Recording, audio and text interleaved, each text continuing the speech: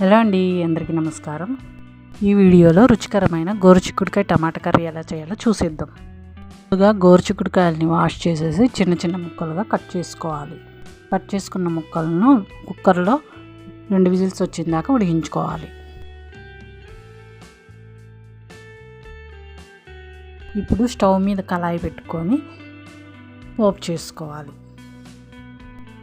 తర్వాత ముందుగా కట్ చేసి పెట్టుకున్న ఆనియన్స్, టమాటా ముక్కలు వేసుకోవాలి. అందులో అలాగే పసుపు వేసుకోవాలి. చిటికెడు పసుపు కూడా వేసుకోవాలి.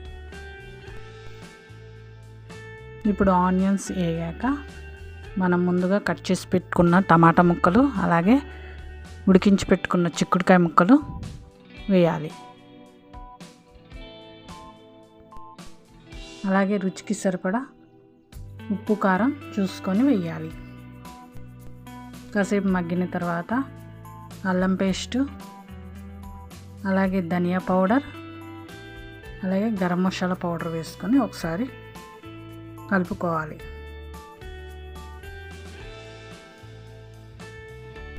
ఇప్పుడు మూత పెట్టేసుకొని కాసేపు మగ్గనివ్వాలి.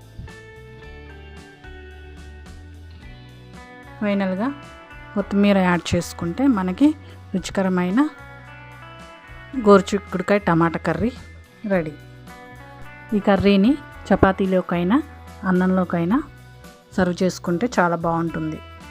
నా వీడియో కనుక నచ్చినట్లయితే లైక్ చేసి సబ్స్క్రైబ్ చేసుకోండి.